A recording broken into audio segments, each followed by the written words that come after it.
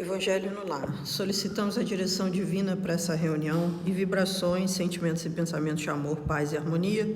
Em tranquila serenidade, confiante no divino amigo Jesus, vibremos. Pela paz na terra, pelos dirigentes de todos os países, pelo nosso Brasil, pelos nossos governantes, pelos doentes do corpo e da alma, pelos presidiários, pelas crianças, pelos velhinhos e pela juventude, pelos que se acham em provas dolorosas, pela expansão do Evangelho, pela confraternização entre as religiões, pelo nosso local companheiro de trabalho, pelos nossos vizinhos e seus familiares, pelo porteiro Alexandre e seus familiares, pelos nossos amigos e pelas pessoas que não nos querem bem, pelo nosso lar e nossos familiares e por nós mesmos, graças de Deus.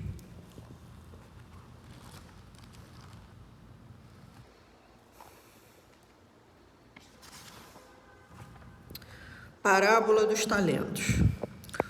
O Senhor age como homem que, tendo que fazer uma longa viagem para fora de seu país, chamou seus servidores e lhes entregou seus bens.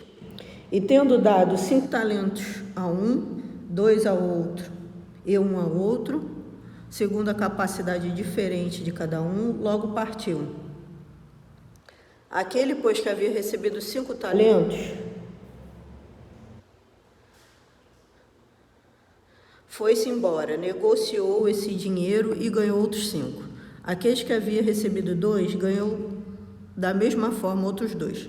Mas aquele que havia recebido apenas 1, cavou um buraco na terra e lá guardou o dinheiro do seu amo. Muito tempo depois, tendo o amo voltado, chamou seus servidores para que lhe prestassem contas. E aquele que havia recebido 5 talentos veio e apresentou-lhes outros 5, dizendo-lhes: Senhor, vós me colocaste 5 talentos nas mãos, e tendes aqui mais outros 5 que ganhei. O amo respondeu-lhe: Bom e fiel servidor, porque foste fiel com pouca coisa, dar-vos-eis outras mais. Entrai no gozo do vosso Senhor. Aquele que havia recebido 2 talentos também veio se apresentar e disse: Senhor, vós me colocaste 2 talentos nas mãos, tendes aqui mais outros 2 que ganhei. E o amo respondeu: Bom e fiel servidor, porque foste fiel com pouca coisa, dar-vos-eis outras coisas. Entrai no gozo do vosso Senhor.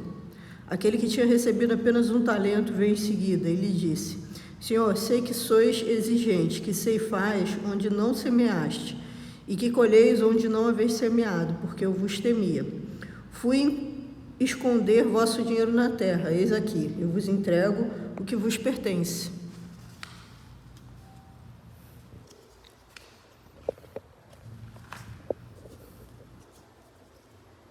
Mas o amo respondeu-lhe: Servidor mau e preguiçoso, sabias que ceifo onde não semeei, e que colho onde não espalhei. Devias, pois, colocar meu dinheiro nas mãos dos banqueiros, a fim de que o meu retorno retirasse com juros o que me pertencia. Tirai-lhes, pois, o talento e dai-o àquele que tem 10 talentos, pois dar-se-á a todos que têm e terão em abundância. Mas aquele que nada tem, tirar-se-lhe-á até mesmo o que parece ter, e que se lance esse servidor inútil às trevas e exteriores, ali haverá choros e ranger de dentes. A riqueza se tornaria um obstáculo à salvação daqueles que a possuíssem se interpretarmos ao pé da letra certas palavras de Jesus e não procurarmos entender o seu sentido. Deus que a distribuiu teria colocado nas mãos de alguns um meio inevitável de perdição. Pensamento que contraria a razão. A riqueza é, sem dúvida, uma virtude das excitações, das tentações que oferece e da fascinação que exerce, e o supremo excitante do orgulho, do egoísmo e da vida sensual. É o laço mais forte que prende um homem à terra e desvia seus pensamentos do céu. Causa tamanha perturbação que se vê frequentemente aquele que passa na miséria a fortuna esquecer-se depressa da sua condição anterior. Daqueles que foram seus companheiros, que o ajudaram, tornando-se insensível, egoísta e fútil. Mas, embora a riqueza dificulte o caminho, não significa que o torne impossível e não possa vir a ser até um meio de salvação nas mãos daquele que se sabe fazer bom uso. Tal como certos venenos que restabelecem a saúde, quando empregados apropriadamente e com equilíbrio. Quando Jesus responde ao jovem que o interroga sobre os meios de alcançar a vida eterna, desfazei-vos de todos os vossos bens e segue-me, não pretendia estabelecer como condição absoluta que cada um devesse desfazer do que possui e que a salvação só se conhece a esse preço, mas mostrar que o amor possessivo aos bens terrenos é um obstáculo à salvação. Aquele jovem, de fato, julgava-se quite com a lei porque havia cumprido certos mandamentos e, no entanto,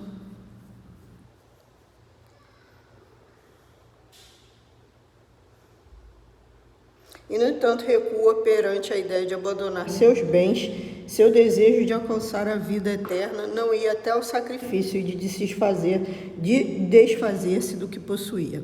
A proposta de Jesus era uma questão decisiva para esclarecer ao pensamento do jovem. Ele podia, sem dúvida, ser um padrão de homem honesto perante o mundo, não fazer o mal a ninguém, não maldizer seu próximo, não ser leviano, fútil ou orgulhoso, honrar seu pai e sua mãe, mas não possuía verdadeira caridade, pois sua virtude chegava até a renúncia em favor do próximo. O que Jesus quis demonstrar era uma aplicação do princípio: fora da caridade não há salvação. A consequência dessas palavras, se consideradas ao pé da letra, em seu exato sentido, seria a abolição da riqueza, por ser prejudicial à felicidade futura e como causa de intocáveis males na terra. Seria também a condenação do trabalho que a pode conquistar. Isso seria um absurdo, uma vez que reconduziria o homem à vida selvagem e que estaria em contradição com a lei do progresso, que é uma lei de Deus.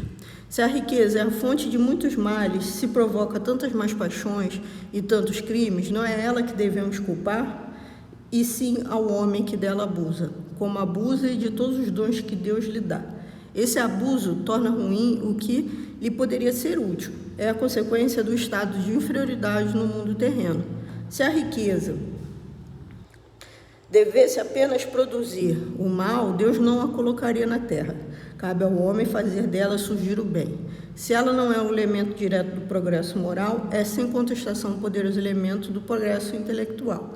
De fato, o homem tem por missão trabalhar para o melhoramento material da terra. Deve desbravá-la, prepará-la e saneá-la para um dia receber toda a população que sua extensão comporta. Para alimentar toda essa população que cresce sem cessar, é preciso aumentar sua produção. Se a produção de uma região é insuficiente, é preciso procurá-la fora. Por isso mesmo, as relações entre os povos tornam-se uma necessidade. Para facilitá-las, é preciso destruir os obstáculos materiais que as separam e tornar as comunicações mais rápidas.